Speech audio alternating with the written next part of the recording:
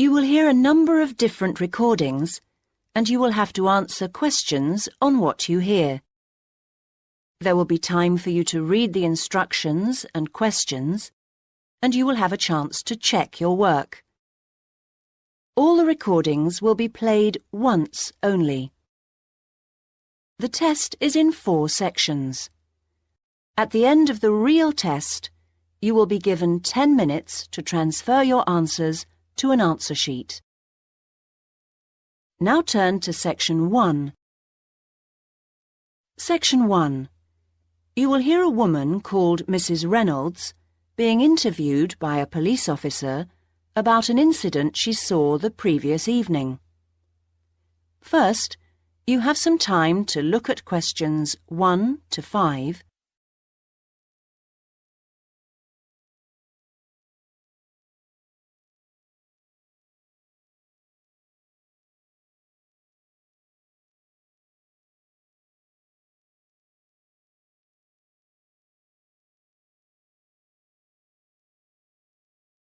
Listen carefully and answer questions 1 to 5. Well, if you can just tell me everything you remember. It doesn't matter how trivial it seems. What may seem unimportant to you may not be unimportant to us. OK, I'll do what I can, officer. Well, as I said, I'd just come out of the cinema on the high street, so it was about 8 o'clock, just before 8, in fact. I'd been to see a film with a friend, and she'd just gone off home. So I was just standing there wondering what to do, whether to go and have a cup of coffee somewhere or not. I was just standing there, minding my own business, when I suddenly heard someone shouting directly opposite me, outside the library. Not screaming, just shouting. It sounded like the voice of an elderly woman. "They've got my bag! They've got my bag!" she was shouting.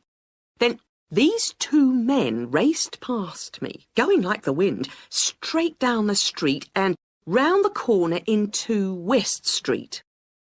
It all happened so quickly, I think they must have had a car waiting for them there, because I heard one drive off at top speed. Well, I didn't know what on earth to do, whether to try and chase them, whether to ring the police, or whether to go and see if she was all right. Another woman was running up behind me, so I shouted back at her to go and call the police. Anyway, when I got to the woman, she seemed to be all right, thank goodness. A bit shaken, but OK. I think I was much more upset than she was. All in all, she was pretty calm. I don't think I would have been, but apparently it had happened to her once before, so maybe that's why. You know, I've got a friend who refuses to go out alone anywhere after 6 o'clock now. What's this town coming to? Before you hear the rest of the conversation, you have some time to look at questions 6 to 10.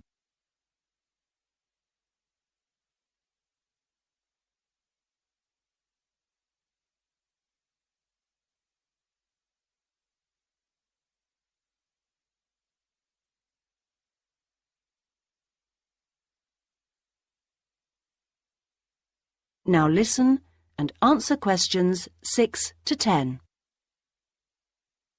Well, anyway, she just kept saying, "I didn't see a thing. I didn't see a thing." One of them had just pushed her from behind, and as she put out a hand to steady herself, the other one had just taken the bag from under her arm, and then he raced off across the road. I asked her what she'd had in it, and she said she'd had her purse with about £15 in it, but no chequebook or cards or things like that, and luckily she had her front door key in her pocket. Oh, and she'd had her bus pass taken too. Let's get back to the 2 men, if we can. Just tell me everything you can remember about them. Well, there was a younger one and an older one. Well, Let's start with the younger one, shall we? Well, age first then. He only looked about 17, not more, something like that. Neither very tall nor small. Sort of slim build. Not anybody you'd notice. Nothing particularly special about him. An ordinary-looking sort of bloke. He had curly black hair, which was quite long, but apart from that, as I say, not someone you'd notice in a crowd. Nothing really distinct about him at all. But the other one, the older one, he was different. Different? Yes, different. I feel as if I'd know him anywhere again. I got more of a look at him, because he ran across the road more slowly than the younger man. I remember being surprised, because he was quite a bit older than the other one. I'd say about 35. Funny, because you don't think of people of that age snatching handbags in broad daylight like that, do you? He was quite a bit smaller than the other man, and medium build. What did he look like?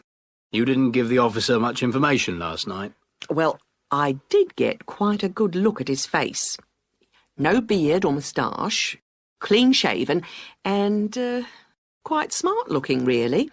He had light brown hair cut very short, a sort of army haircut. And there was another thing. Thinking about it all last night, over and over again, I'm almost sure he had a small scar on his chin. Now, I didn't tell the other policeman that last night, but in my mind, each time I see his face, I can see one. A scar on his chin? That could be important. Thank you, Mrs. Reynolds. You've been really helpful. If you really think you'd recognise him again, then what we'd like you to do later this morning, if you can, is to come down to the police station and look at a few photographs for us. See if any of those ring a bell. That is the end of section 1. You now have half a minute to check your answers.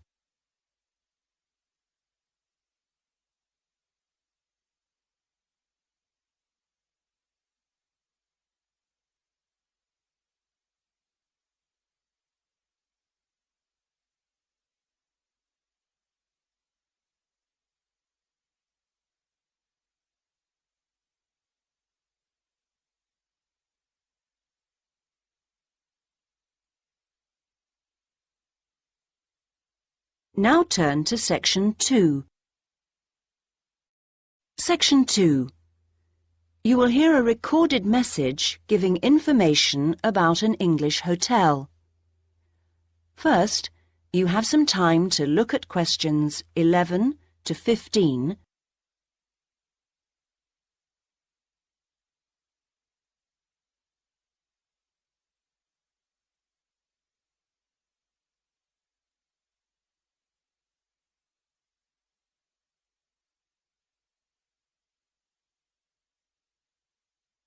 Now listen carefully and answer questions 11 to 15. Welcome to the Bridge Hotel Information Line. The Bridge Hotel is part of the Compact Group, which is a large association of family-owned hotels offering a warm, friendly atmosphere and high-quality service at competitive prices. All of them cater for a wide range of people, from business to leisure clients.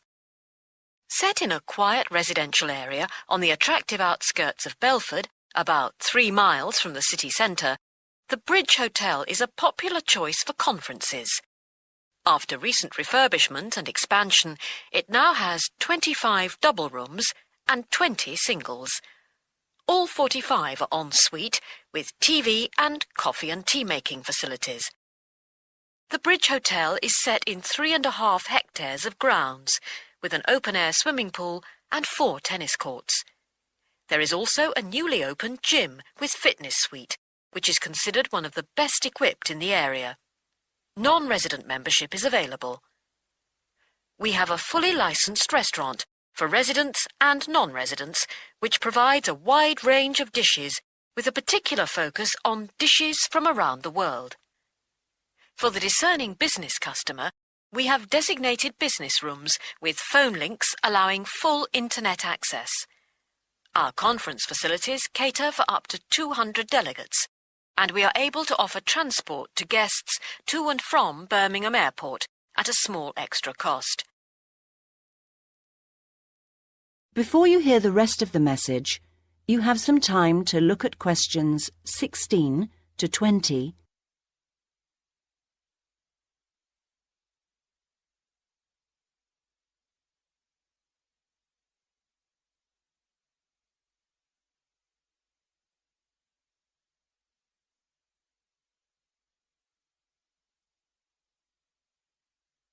Now listen and answer questions 16 to 20. There now follows information about short break packages. Welcome to the Bridge Hotel Short Breaks information line. We offer 3 packages: 2-day, 3-day and 5-day. The 2-day costs £75 per person per night and includes full cooked breakfast and evening entertainment. Very popular for weekend getaways. The 3-day break costs £60 per person per night and in addition to offers for the 2-day break includes 1 4-course dinner. This allows guests to enjoy the full range of hotel facilities. The 5-day break costs £52 per person per night and in addition to offers from the 2- and 3-day breaks includes free beauty therapy on 2 days and a full-day pass to a golf club. This package is particularly popular with couples who want a completely relaxing break. If you would like more information about these special packages, call extension 3469 to speak to our customer service manager, John Martin. Thank you for calling the Bridge Hotel information line. That is the end of section 2. You now have half a minute to check your answers.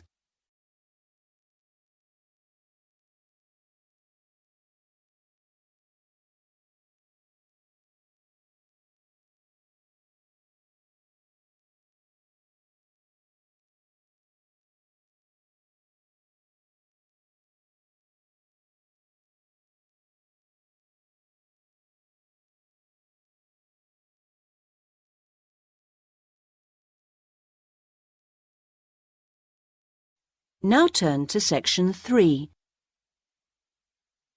Section 3. You will hear 3 students talking about their study programs. First, you have some time to look at questions 21 to 23.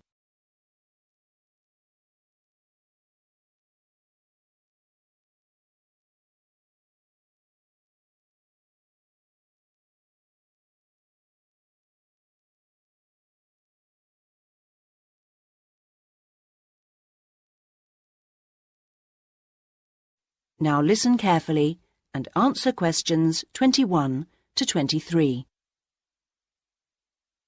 Hi, Elaine. I was hoping I'd see you here. How are things? All right. You? Not bad, but I'm beginning to worry about that assignment. What, the one on theory and practice? Yes. When's it got to be in by? Next Thursday.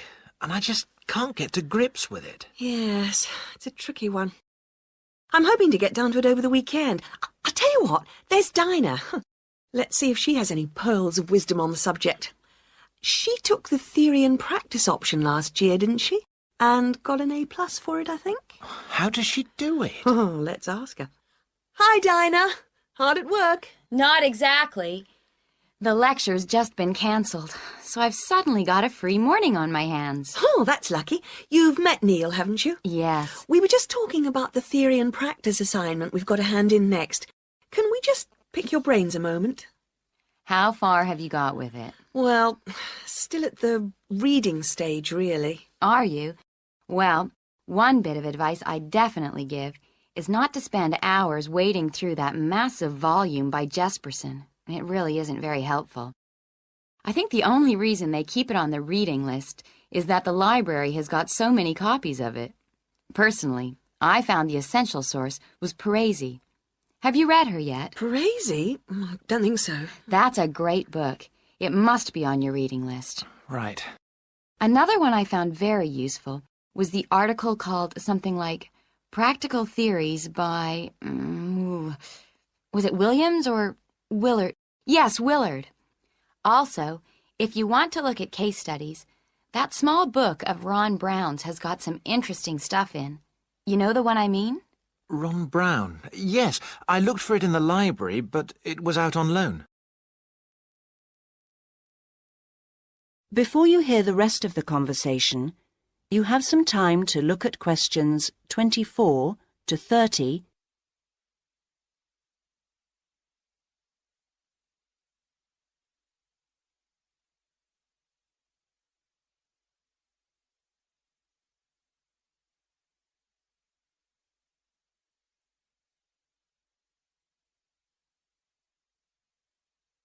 Now listen and answer questions 24 to 30.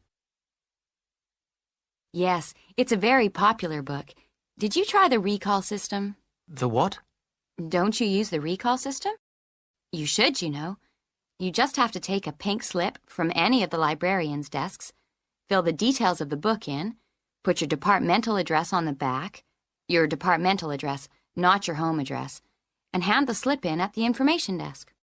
Then, check the mail in your department twice a day, say at 10 in the morning and 3 in the afternoon, for a slip telling you the book is ready to collect. Last week, I recalled a book at lunchtime and got the slip telling me it was ready just 4 hours later. That was exceptional. It usually takes about 3 days. I didn't know you could do that. Is it expensive? No. There's a nominal charge, 25 pence a book, I think. It's well worth it if you're preparing for an assignment. Are you going to be working together on it? I'm not sure. I would if I were you. You get so much more out of the assignment that way. But surely the tutors would notice that our essays were the same. No. I'm certainly not suggesting you should actually write the thing together. I'm talking about when you first start on a big assignment. I think it's a good idea to find 2 or 3 others on the course who live near you and divide up the reading load between you. Then you can meet up again a few days later and take it in turns to summarize your reading for each other. At the next stage, we go round the group explaining our essay plans, which makes it easier for individuals then to go off and write the first draft of their essay on their own. Later on, we usually exchange drafts and give feedback in the group before finally writing our essays individually. Do you really do all that? Usually, yes. It makes the whole thing much easier and more enjoyable. Right. Well, I think I need another coffee before getting started. Can I get you one? Yes, why not? That is the end of section 3. You now have half a minute to check your answers.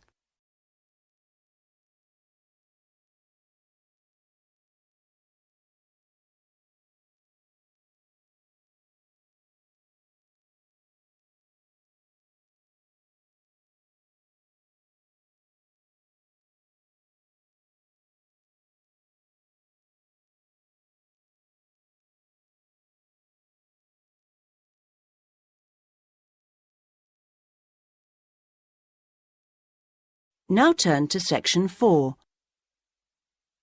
Section 4. You will hear a talk by a university lecturer in Australia on a type of bird called a peregrine falcon. First, you have some time to look at questions 31 to 40.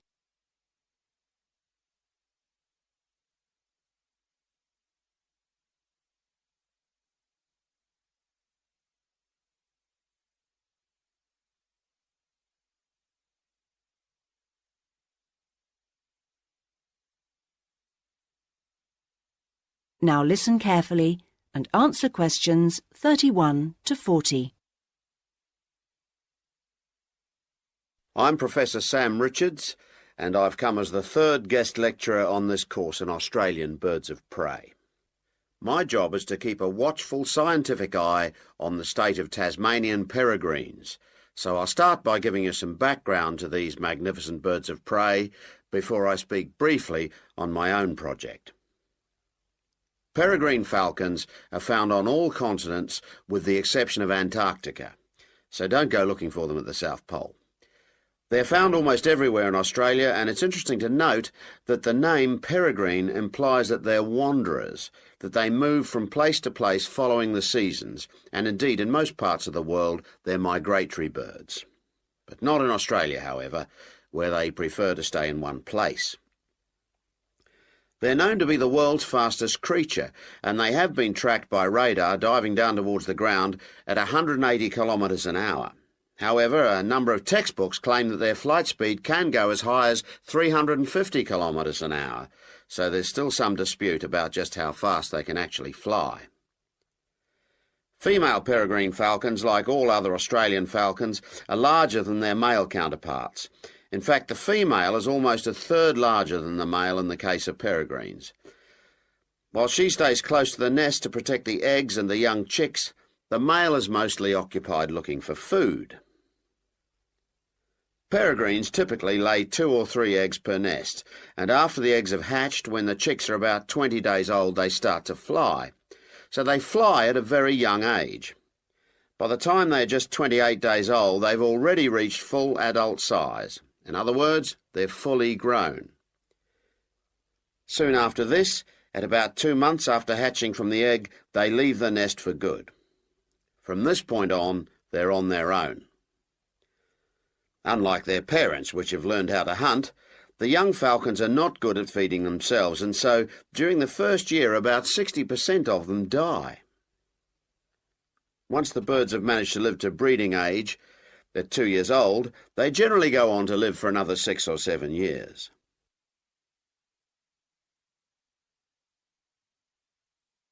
When we come across nests with young chicks, the first thing we do is catch the chicks before they're able to fly.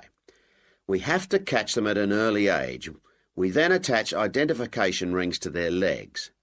These rings are made of colour-coded aluminium, and they allow us to identify the birds through binoculars later in their lives. Thirdly, because we need to know how many males and how many female chicks are being born, we note the sex of the chicks. Noting the sex of the birds is a vital part of our research, as I will discuss later. The next thing to do is to take a blood sample from the chicks. We take the blood sample so that we can check the level of pesticide in their bodies. Peregrine falcons can build dangerous quantities of pesticides in their bloodstream by feeding on smaller mammals, which in turn feed on crops grown on farms where pesticides are used. Finally, we check the birds thoroughly, really checking the birds for their general health. This whole process only takes a few minutes. In fact, most of our time in the field is actually spent trying to find the nests, not on the data collection itself. Well, that's all I have for you today. If you'd like to do some further reading... That is the end of section 4. You now have half a minute to check your answers.